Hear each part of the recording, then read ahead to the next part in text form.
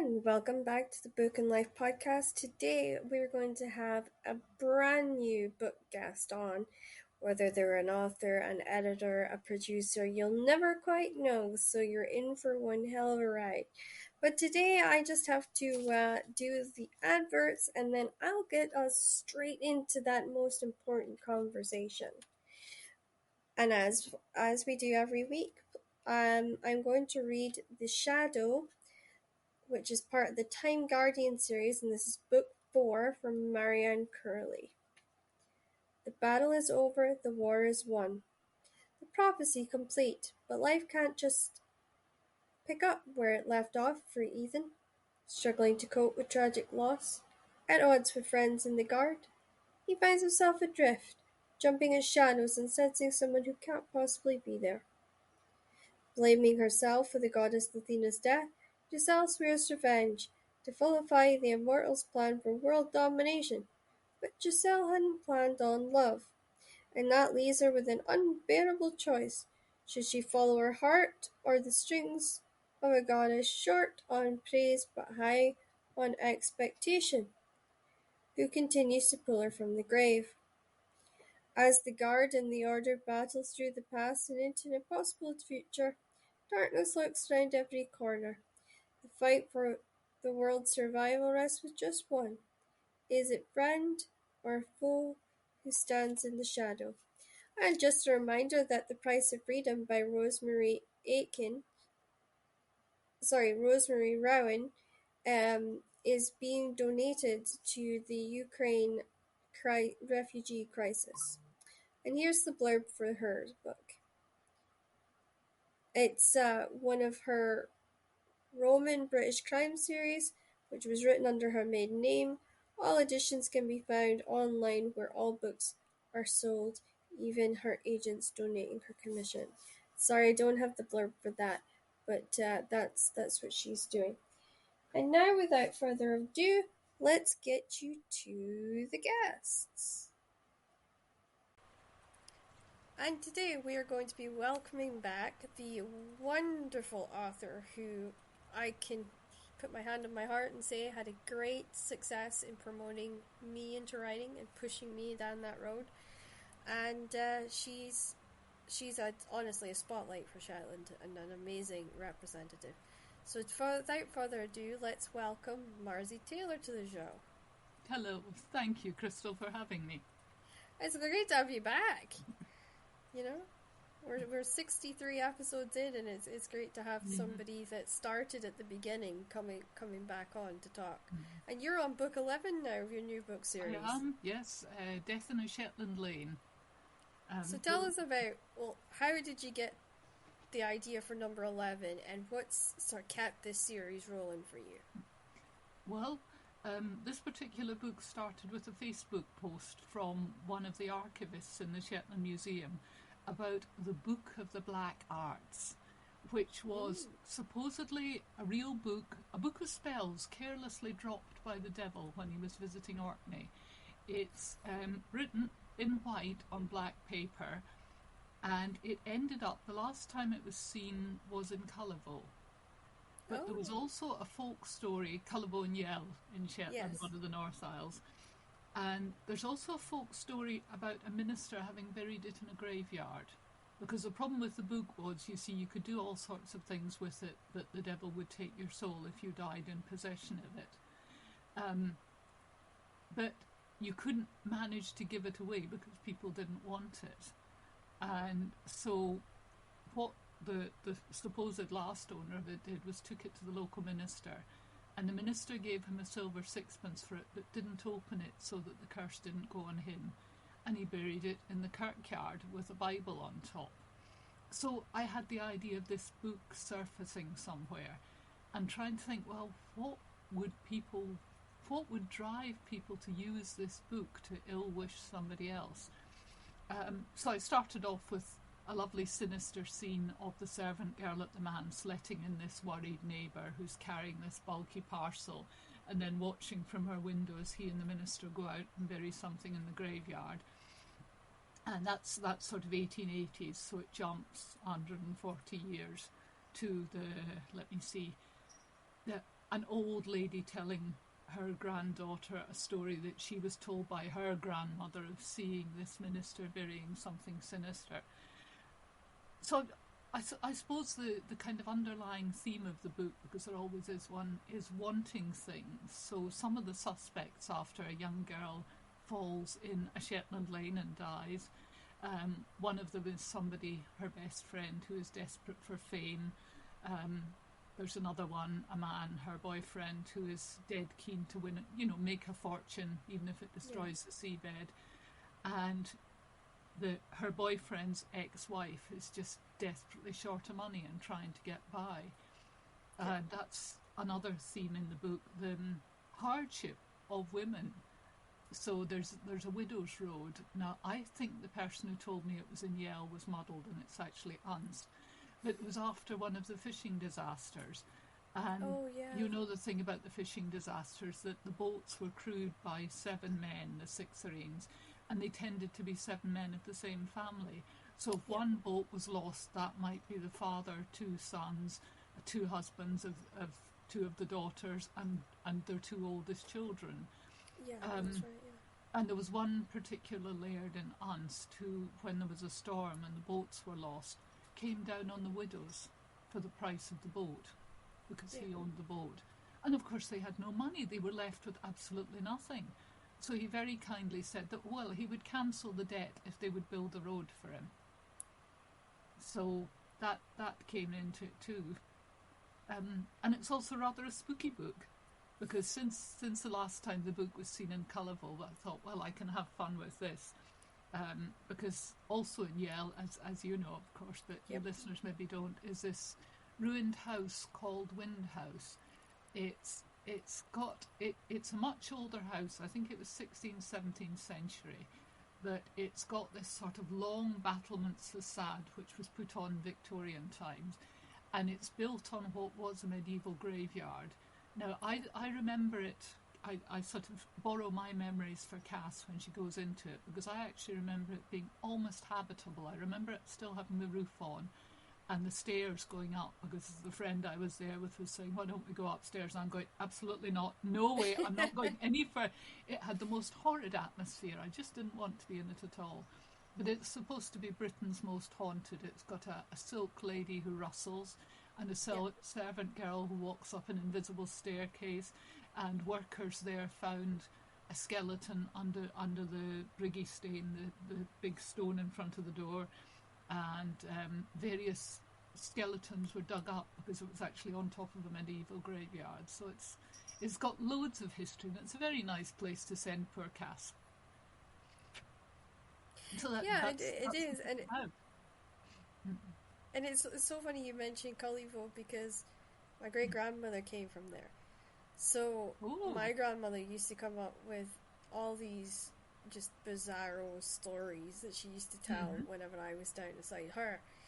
And my great grandmother was Gilbertha, and she was absolutely just fantastic woman. We used to go up to Yale for weekend visits, and she would always have the ray burn on, and the peat would be smelling through the house, and she'd have the electric fire on in the living room, and yeah, like, just Yale was sort of a part of us growing up. And I always mind her talking about the haunted house, is how she used to refer to that place. It was the haunted house. Yeah, you don't want to go by there. You know, bairns have disappeared from there, and it's just the way she would kind of go on about it. And she had my brother absolutely terrified of this place. And every time the car would go by, he would just sort of like shrink down from the window, just in case a ghost saw him and came and chased him back to Lerwick or something.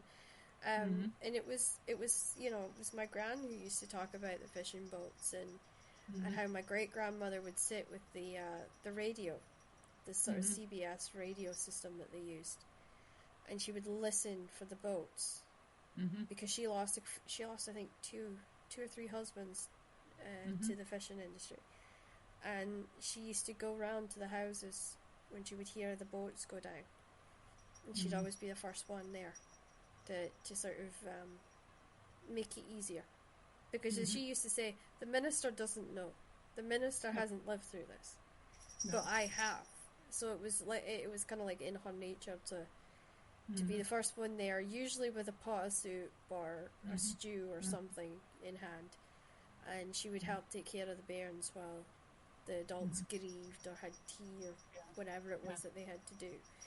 Um, Mm-hmm. so yeah, it's so funny because just thinking of that, it just sort of brought me back, and I'll never forget the amazing colours you used to get in Yale. Just in Mm-hmm. that Vaux, some of the worst storms would blow through there, but it would be some of the prettiest skies you'd ever see. Mm-hmm. Yes. And the colours of Yell, I mean, I know people say, oh, Yell is just one big peak bang, but the colours of those hills, if you drive through in sort of late August, Yeah, September, right through to December, there's one point where it's almost flame orange all the way. It's wonderful. And it's the folk yeah, there are it so does. nice. I Yeah, love Yell. And it's the last place I in the like this. universe where they still have common sense instead of health and safety. Yes, And I I would, had I to would, have a I would visit to agree with Mary's. that. Yeah. I mind asking my grandmother Mattie. I said to her, I said, "So how is it that Yale's always orange?" And I'll never forget. She turned around to me. She said, "Oh, that's because that's where the fairies kissed Shetland to make it magical.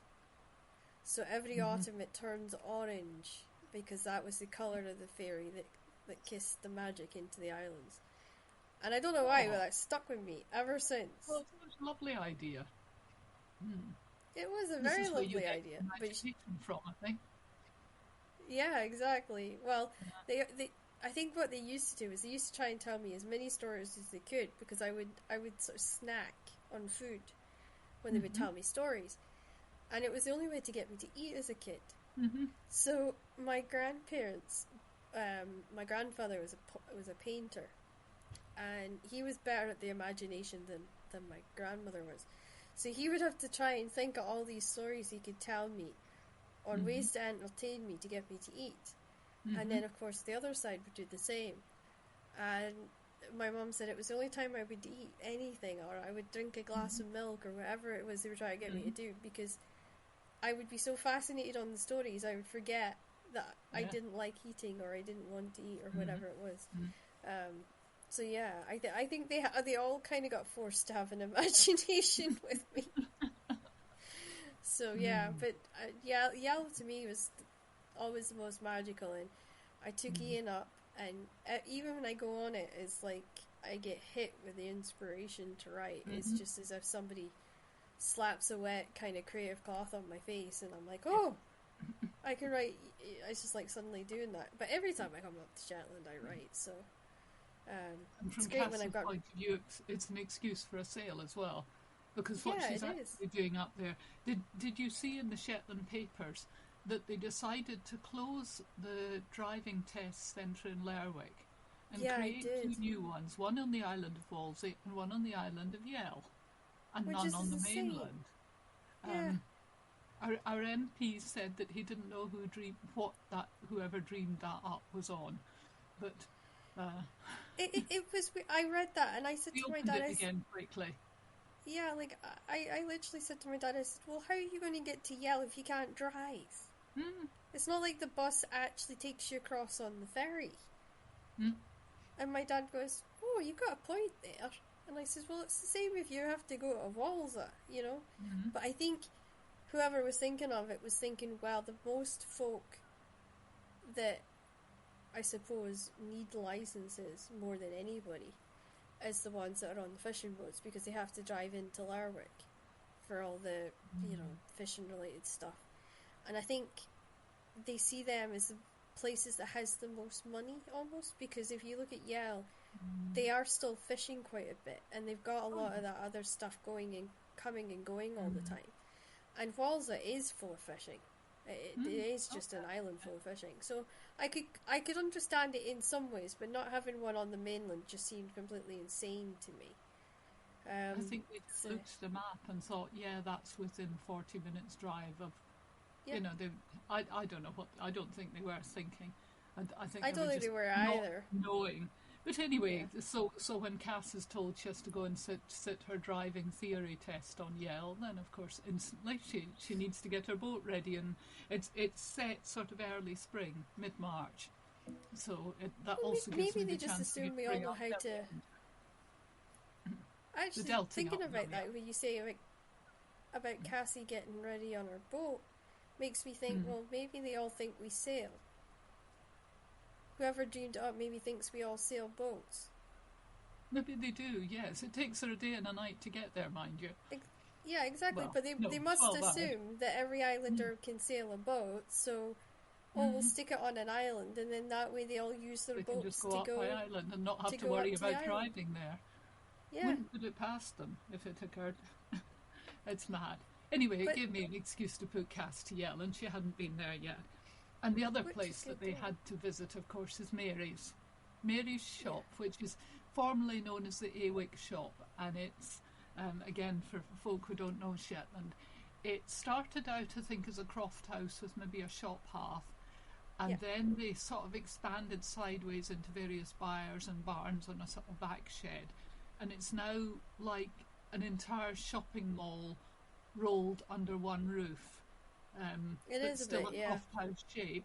And it also has, or used to have, it's moved now, much to my upset. It had an absolutely wonderful, superb bargains and wonderful discoveries sort of charity shop in the back of it, which is now that's right. moved to near the ferry, and it has proper opening hours. When it was in Mary's, you could just say, "Can I take a peek into the charity shop?" and she'd let you in, and then you just pay for your messages on your way out. Yeah, And yeah. I can't do that now. I've been to Yale twice, and the charity shop has been closed in its new location, and it had loads of really good stuff in as well. I could see. That's the thing about Yale. They all trade up there.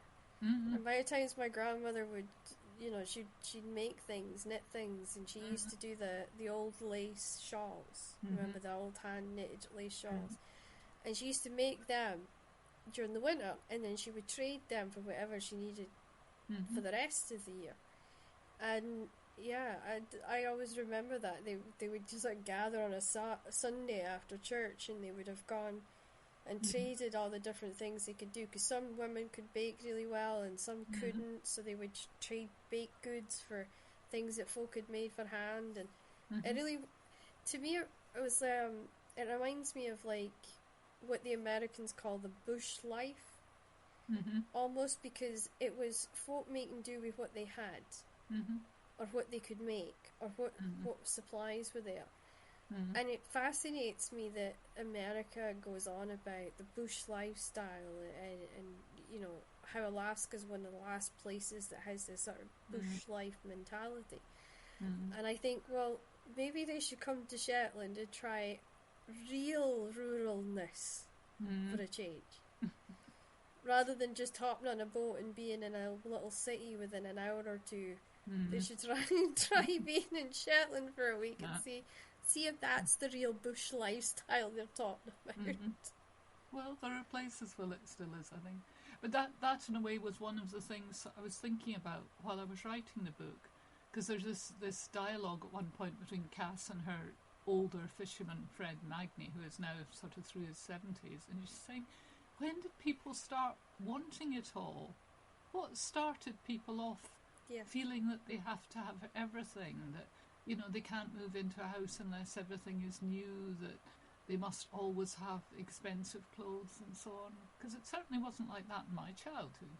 I mean, I'm sure one of the reasons I'm so fond of clothes is because when I was young, I had a big sister 3 years older, and I got her clothes, and that was that. And actual new clothes was such a treat that I can remember both new clothes that I ever had until I got as big as Joan. For me, it was a case of I only got new clothes twice a year, and even then it was on a budget. But I think because in Shetland the younger generation are all looking on media, they're all on social media, they're all trying to emulate what they're seeing, and it's become an outward facing attitude rather than what I grew up with was we looked at the community. So it was kind of like the teachers would turn instead of us being pushed towards the internet, we were pushed into the island, into the community activities, into the youth clubs, so that we were constantly being kept within that Shetland bubble. Mm-hmm. And I think nowadays it's so easy for the younger ones to experience America, and that's really where that kind of need to have everything comes from. It is Mm-hmm. that very much that attitude which is kind of flowed into Britain and then has reached us. And it is so easy for them because they go on social media and they see these really expensive shoes and they see these big fancy houses and Mm-hmm. fancy cars, and they just they don't have any concept of money. They don't have any concept of working for something. And I think that's where that We comes from. saw those pictures too, but we didn't expect to have it. No. But I think it's also in a way because we understood what the island had, Mm. you know?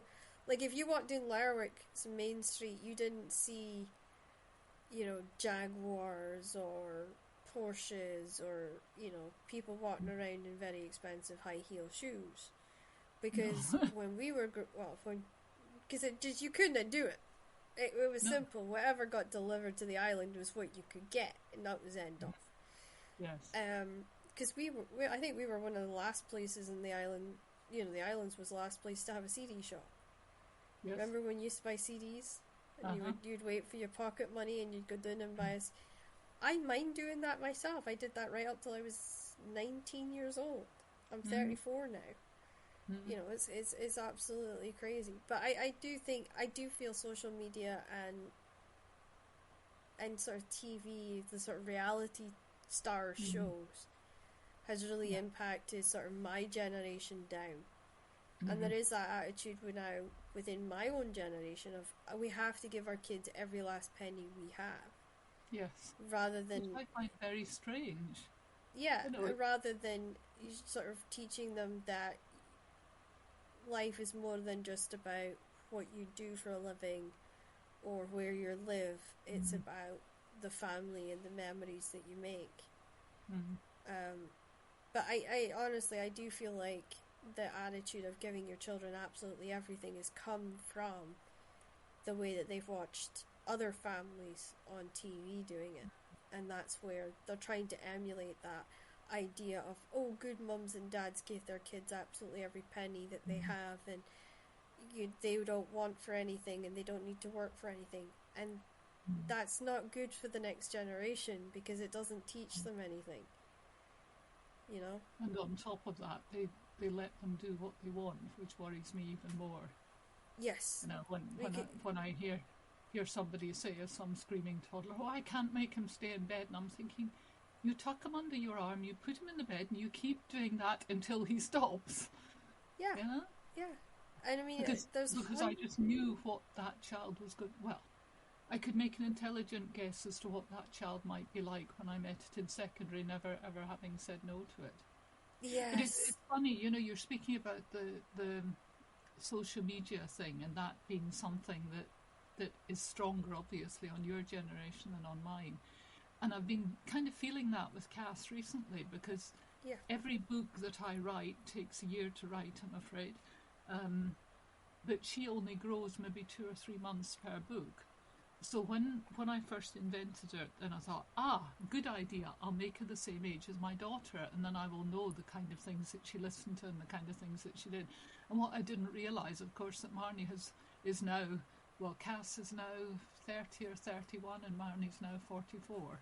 So so she would have had quite a different childhood from Marnie's childhood. Yeah. Yeah. Um, so that in some ways she's kind of 34 going on 45. Yeah, But she is on a the wee other bit. hand, I think given her character, she wouldn't have spent time on social media anyway.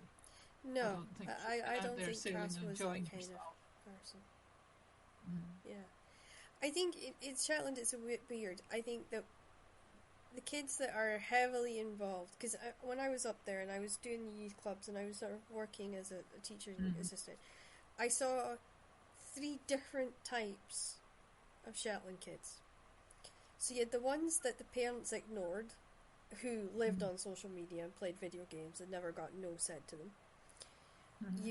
Which by the way, most of them were still biters by the time that they were 6, Mm-hmm. which I would have liked to have known before I got bit on the job, but hey ho. Mm-hmm. Yeah, I think they should give us like a warning. If you're taking on a kid that's a known biter, please tell the Mm-hmm. new learning support assistants so that we know to Mm-hmm. look out for it and not just get randomly bit, please. Ah, but it's not biting, he's just expressing his personality.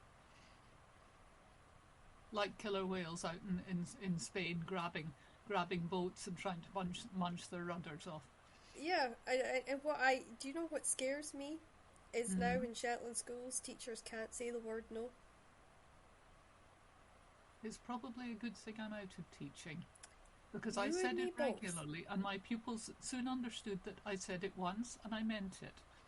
And Yep. any threats which were threatened were low grade threats which would be instantly carried out. Yep. And that I worked. got in trouble for saying no. So I learned very fast that teachers in Mm. Shetland no longer say the word no. They do in Glasgow. They do Mm-hmm. say no in Glasgow, but they I'm glad don't to in hear it. Shetland. So, Mm-hmm. yes, which scared me a little bit. Mm-hmm. But yeah, like the ones that were in the youth clubs were so well behaved. I mean, Mm-hmm. they they had compassion, they had empathy, because they were being forced to socialize with each other. Because in youth club, particularly a lot the youth clubs I ran, you couldn't sit on your phone. You Mm-hmm. had to have a conversation with people around you, Mm-hmm. and we always had activities and games that meant they had to interact. Mm-hmm. Not just with us, but with each other. Mm-hmm. And I felt so proud of running those two youth clubs because I was able to see that there was a group of them that had common sense, Mm-hmm. that knew that they had to work for things, knew that no was an okay thing to hear, Mm-hmm. but there is still there's going to be a very large group of kids that are going to grow up in that island who's never heard the word no. Mm-hmm. And when they leave Shetland, they're going to get a very big culture shock. Well, I always think when they hit work, they're going to get nasty shock Yeah, yeah. because they're going to be expected to actually work and Well, think to themselves, I "Oh was well, lucky enough in high school listen to us that sounding like a pair of 90-year-olds. Ah, young I know people we do these a little days." bit. Well, but it's true though. If you think on it, because when I was growing up in my year, we had Mm, 4 boys in my mm, year who never behaved. Right. mm-hmm, So for me, I was in their class because I was foundational level, so I got stuck with these four a lot. mm, So I feel like I missed a huge chunk of my education because the teacher was spending more time yelling at them than were mm-hmm, teaching me. And they were the kind of kids who didn't have a very stable home life. They never heard the word no. We had a kid who'd come from Wales who was suddenly living in Shetland and he just didn't cope with it, right? mm, And the teachers were not given the skills to deal with these 4 kids. And it was so disruptive. mm, And I think, like when I read in the paper, I think it was the paper anyway, because my dad had mentioned it to me that there's been a group of secondary school students who've come out claiming that their gender is a cat. I the can't gender help but was a cat. yes, they identify themselves as cats and they are behaving like cats in class. And I thought, how disruptive is Mm, that going to be? mm, Because the teachers cannot say to them, no, you're not a cat, you're a person, sit down and do your work. Because of the it's new a very, very good thing attitudes. I'm out of teaching because I'm afraid I would say exactly that. I would have said the same thing too. And I would be asking them to leave the room if they couldn't let other people work. Yep. That to me is exactly how I would handle it as well. And I know that's exactly how it's handled here. Mm-hmm. And I feel for the people that are in those classrooms, the other Mm-hmm. students that actually want to learn Mm-hmm. because they know that that's the only way they're going to get to university and it's the only way they're Mm-hmm. going to get to college and get to have really good jobs. Mm-hmm. Because it's them that suffers because the teacher's going to have to be constantly working around these kids that are just playing it. I absolutely agree, and it's something that I used to think about as a teacher, that yes, we'd have children that had real problems, real difficulties, not of their own making. Yeah. But yes, And then you had they ones took that up just made them up. they took up 50% perhaps of your teaching time. They'd throw tantrums. They'd make the rest of the class really uneasy and nervous. And you thought, well, there has to come a point where you have to say, hang on, here is one child, we understand he has all sorts of difficulties, but here are the other 19 in the class who just want to be allowed to work. And I think they have the right to do that, rather than having their entire life. I have had pupils who've had the same experience as you have, that they've gone through, and in Shetland it's through your entire school career, from primary 1 right up to secondary 4, with a disruptive pupil. And I also remember when I first came that, now I don't know whether it's more settled families then, there were fewer divorces, or fewer people splitting up, or whether it was that people couldn't afford to buy Coke, chocolate. I did always wonder what difference it would make to the behaviour of some of my pupils if they had been forbidden chocolate in school. I certainly had one or two. I'd see them, they'd buy themselves maybe 2 or 3 cans of fizzy juice and drink them at break, and then they'd come into the class high as a kite. So I don't know whether that's possibly part of it too. But certainly I did notice over my 33 years teaching, that you might have one in the class, possibly. You'd be very unlucky to get 2 disruptive pupils. And then gradually there seemed to be more in each class.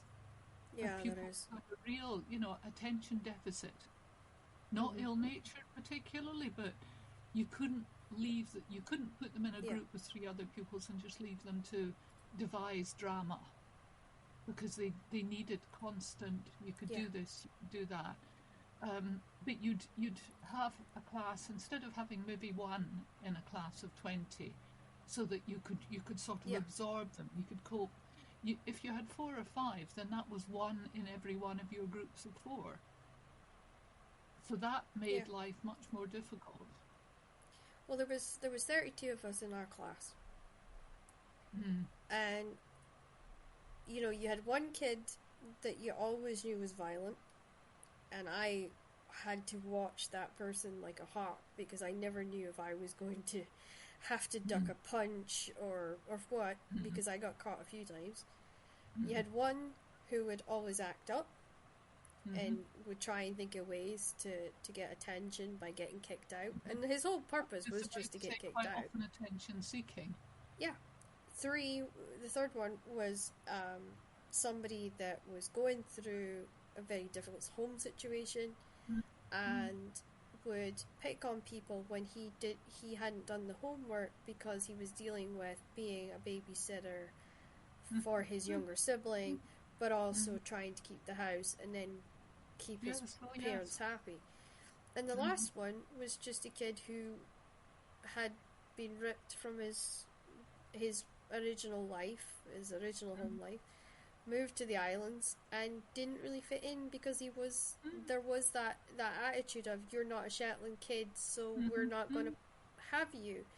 And he was also violent, because nobody would accept him, and he thought the only way to be accepted was to hurt other people, to make other people scared of him. And I never understood that. I had to fight for my education. One of those children is somebody who desperately needs more help, more support. Yeah, and I needed a learning support. Still have a decent amount of learning support, but it's always the first thing that gets cut: the auxiliary teachers, the people who are there to support people who need help. And that was the thing. I was supposed to have an auxiliary teacher in there to do the notes, because at that time my hands were very bad. And they would spend more time dealing with the other 3 than they were helping me. And it wasn't until I started at sort of saying, well, look, I want to be in mainstream, but I need the support to be in mainstream because I had to fight to stay in mainstream. Mm. And if I hadn't fought to stay in mainstream, I'd never gotten the education I did. Mm. But the downside to being in mainstream was I had to put up with the violent kids and the kids that I wanted desperately to get away from because bullying was such a big issue in my year. And I always say the biggest regret I ever made was not going to Bray instead of the Anderson High. Because Bray had smaller class sizes, was more disabled friendly, and it was better environment for me. But I felt forced to take the Anderson High School because I didn't get to see Bray, if that makes sense. Bellsbury just assumed I had to go to the Anderson, and that was it. And I always said to Mum, I feel like I would have done better in Bray because I wouldn't have had to have dealt with the bullying and the drugs. I would have been safer. And I see that now. Like, when I was in Lerwick as a learning support teacher, the attitudes are so much better. You know, kids are not ripped out of mainstream education and just dumped in special need departments, which I think is fantastic. Yes. But at the same time, I understand they need more auxiliaries in classrooms in order to make that work. And that's just not there. So I do feel for them. And what I was able to see down here was the same thing. Yeah. And what I always felt was that it was so lovely having children with different abilities in the mainstream class, because the other children could learn so much from them. They could learn the things that they could do. You know, I've had one child with autism who was an absolute whiz at maths and could out-maths everybody else. And he couldn't write, but he had a wonderful, wonderful imagination. With a scribe, he wrote absolutely superb stories for me. So did I. And I just thought it was just that there is so much we can all learn from each other. And it's so nice not to have the sort of ghettoization, which, I mean, in my youth, I remember only once seeing a child with Down syndrome, and that was because I had a friend, she was her sister, and I met her at the friend's house. But otherwise, you just never saw anybody who was different, which was a shame. Yeah, and I think we it's were good impoverished for it. Yeah, like I think my year would have been better with me if there was other kids in my year that had health issues. Because they only ever saw me with the health issues, and they didn't know how to sympathize or interact with me. And I always said that was a huge issue with Bellsbury, was that they segregated us off every chance they got. Anybody that had any difficulties was shoved into a different place, and it bred animosity because the other kids thought we were going away to have fun, and we were not in another room pulling our hair out because we're trying to learn something that the classes already learned, and we're trying to catch up. And it was a shame. It really was. And I like the change now. The attitude is now, but I do think they still need to be able to say no. And I think if anything could be taken away from Shetland teaching and my time there, I know it was only a short period, but from my time there, is I would say don't overcorrect, and it is okay to tell a kid, look, this is bad and this is the reason why it's bad. If you explain to them why you're saying no, that's okay, because they're going to understand why you said no rather than just saying no, So I think don't ban the word. Try and implant an explanation as to why you're saying that so that they can understand. And of course this year... one of the most useful bits of childcare I was ever given.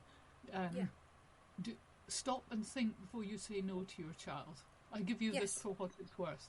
Because there are times when you say no, like the child comes and says, can I do painting just now? And what you want to say is no, but what you actually mean was, oh, I'm so tired and it makes such a mess of the kitchen and I'll have to clear it up and I can't be bothered. But actually, if you stop and take a deep breath, it can be yes. Yeah, let's just get some newspaper out and please try not to put too much paint on the floor. yeah, But there exactly. is a sort, as a parent, there's a sort of automatic no because it's too much bother for me. So I think Yeah, if you sort of avoid that no and only use no where there is an absolute genuine reason, which you can then tell the child, yeah, no, because you'll only have just got the paints out by the time we're just about to head for the shop. But tell you what, why don't you spread the newspaper on the table and when we get back from the shop then you can paint or something. You know, yeah, yeah. if And you I can, think there's if you also this, stop and think. Mm. yeah, there's also this attitude of parents where they feel like they have to do absolutely everything. Mm. So they feel like they have to have a sparkling clean house and everything has to be in its place and they have to do absolutely everything to make sure that house is clean and the child's clean and you know Mm. what I mean? Whereas in my day, my house looked usually like a bomb had hit it because my brother and me were not the tidiest kids in the world. But it taught us, Mm. like my mother through that taught us, you've got to tidy your room and you've Mm. got, if you want to watch Sky, which was our big treat when Sky Mm. TV came to Shetland, if I wanted to watch TV, I had to clean my room and Mm. I had to help do the dishes at daytime and Mm. and these things you work towards goals, whereas Mm. nowadays the parents are so worried about folk coming round and seeing their house mucky or there's toys everywhere that they absolutely wear themselves out cleaning the house Mm. and constantly keep trying to keep that child entertained. They wear themselves absolutely ragged and then they're shorter fused by the time that Mm. it comes to bedtime. And when it comes to bedtime, I think that's when they just say, I'm too tired to fight with this kid, so I'm just going to say yes and let them stay up till God knows how late, Mm. and then have a battle with them in the morning again to get them up for school Mm. or get them to Mm. nursery or whatever it is. And I see that. I see that all the time with people. I might not be a parent, but I have been in the school when those kids come in and they are dog tired because they haven't had the 8 hours minimum. Mm. Mm. And then it's on us as the teachers to try and get them through the day. And Which it's is not good for where the kid. the power of fiction comes in that Yes. if you were reading a child a chapter a night, they can't wait to get to bed to know what happens next. Yeah. Yeah. That was certainly a huge part of our childhood, getting a chapter a night being read to us. In fact, I'm told that's how my mum realised that I could read, because Yeah. she was all set to start at where she got to, and I said, no, I've done that bit. I'm past there. I've got to here. Look. Yeah. Yeah. And funnily enough, Mm. my mum struggled with dyslexia, so she couldn't read as well as other parents could. Mm-hmm. So the way that she would just sort of give me something, big printed reading books or whatever, and then she would go away. But I was the kind of kid, once Emmerdale and Coronation Street was over, I was falling asleep anyway because Mm. I was one of Me the too. kids that actually liked to sleep. Mm. But my brother, on the other hand, would sneak away and play video games all night, Mm. and it so I was the reason she ended up getting her reading down pat, because when we were in the hospital, she was forced to read to me because there was no other way she could put me to bed. Mm. So I think it's good because when we get to a certain age as adults, we stop doing things. We stop reading as much, or we tend to watch the TV because the TV is easier to entertain us than reading something, or do you know what I mean? So I think it's good that if you do this with your kids, it you're freshening up your own skills, Mm. and you're maybe relearning things Mm. that you can then pass on to your kid, which helps them improve themselves. Mm. And of course, this year there's a great event going on in Shetland, which you're a huge part of, and I reckon probably a huge part of the reason it's sold out is Shetland Noir, which is Shetland's version of a crime weekend Mm-hmm. event, and it's very similar to.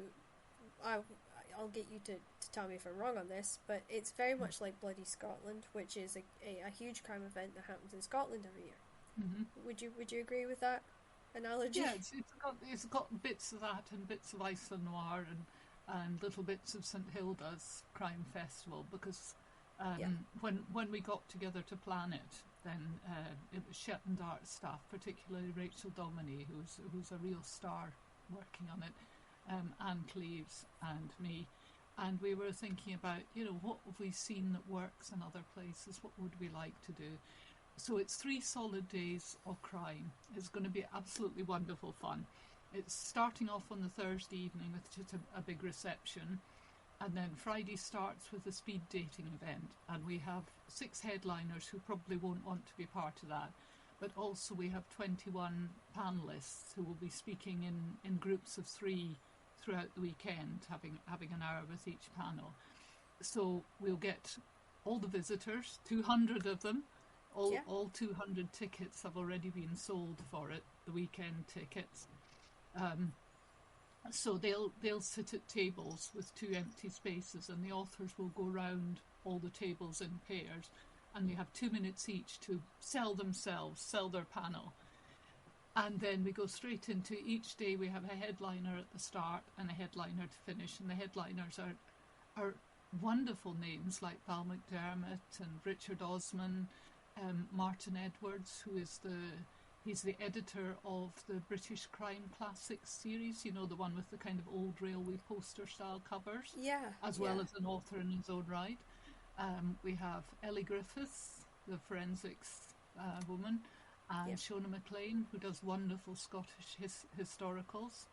yeah, So it's going to be such fun. So we start and finish each day with a headliner, and then we have three panels each day, and we also have a talk on a local crime subject. So we have a former policeman who's going to come and talk about the problems of policing Shetland, which will not be there what is a you might plenty of expect. them. Yes, There genuinely are.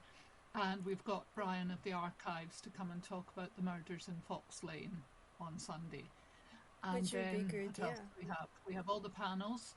We have 3 workshops, one on editing by someone who runs a professional editing firm. So to tell prospective writers, what do these editing people do, how much do they charge, and why do you need them?